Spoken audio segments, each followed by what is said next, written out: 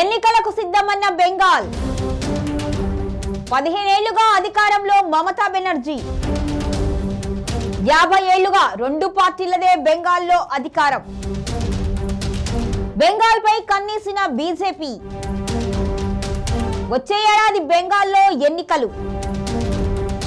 వరుసగా 3 ఎన్నికల్లో టీఎంసీ విజయం.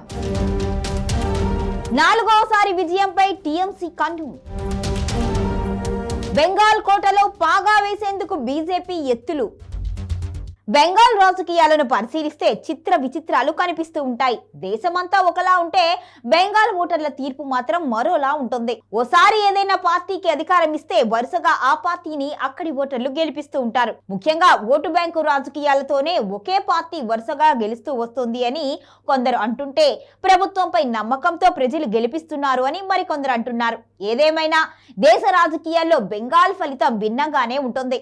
35 ఏళ్ల పాటు బెంగాల్ ను పరిపాలించిన సిపిఎం ప్రస్తుతం బలహీనపడింది. ఇతర పార్టీలతో కలిసి పొత్తు పెట్టుకొని ఇచ్చినన్ని సీట్లు తీసుకునే పరిస్థితికి వచ్చింది. మరోవైపు గతానికి భిన్నంగా బీజేపీ బెంగాల్లో బలపడుతూ వస్తోంది. 2021 ఎన్నికల్లో అధికారంలోకి రావాలి అని ప్రయత్నించినప్పటికీ కమలనాథుల ఆశలు నెరవేరలేదు. కానీ నందిగ్రామ్ నియోజకవర్గంలో మాత్రం బీజేపీ అభ్యర్థి సువేందు అధికారి టీఎంసీ అధినేత బెంగాల్ సీఎం మమతా బెనర్జీని స్వల్ప మెజారిటీతో ఓడించారు. ఈసారి మాత్రం బీజేపీ బెంగాల్ అధికారం సాధించడమే లక్ష్యంగా అడుగులు వేస్తోంది. ఇక బీజేపీకి మమతా బెనర్జీ పెద్దగా భయపడనప్పటికీ టీఎంసీ నమ్ముకున్న ఓటర్లను ఎస్ఐఆర్ ద్వారా ఓటర్ల జాబితాలోంచి తొలగిస్తూ ఉండడంతో మమతా బెనర్జీకి ఓటమి భయం పట్టుకుంది అనే చర్చ మొదలైంది. ఇంతకీ ఎస్ఐఆర్ కు మమత ఎందుకు భయపడుతోంది? తొలగిస్తున్న ఓటర్లు కేవలం టీఎంసీకే ఎందుకు పడతాయని భావిస్తున్నారో ఇప్పుడు తెలుసుకుందాం.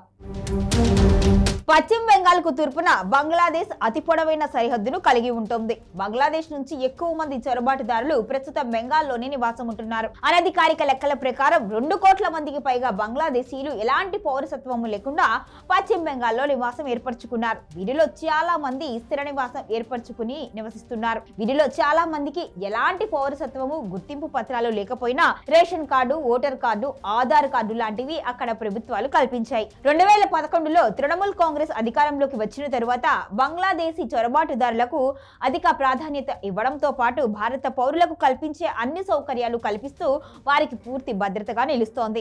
బంగ్లాదేశీ చొరబాటుదారుల్లో దాదాపు అందరూ ముస్లింలు కావడంతో వారికి రక్షణగా నిలుస్తున్న తృణమూల్ కాంగ్రెస్ కు బంగ్లా చొరబాటుదారులు సురక్షితమైన ఓటు బ్యాంకర్లుగా మారారు. దాదాపు అన్ని నియోజకవర్గాల్లో వీరి సంఖ్య 50,000 నుంచి 1,00,000 వరకు ఉండడంతో తృణమూల్ కాంగ్రెస్ 15 ఏళ్లుగా సులభంగా గెలుస్తూ వస్తోంది. ప్రస్తుతం కేంద్ర ఎన్నికల సంఘం ఎస్ఐఆర్ తీసుకువచ్చి పౌరసత్వానికి సంబంధించిన పత్రాలు చూపించని వారిని ఓటర్ల జాబితాలోంచి తొలగిస్తున్నారు. మరోవైపు ఎన్నికల సంఘం అధికారులు ఇంటింటికి వెళ్లి పౌరసత్వ పత్రాలు తనిఖీ చేస్తున్న నేపథ్యంలో చాలా మంది సరిహద్దు ప్రాంతాల గుండా బంగ్లాదేశ్ కు వందల మంది వెళుతున్నట్టుగా తెలుస్తోంది.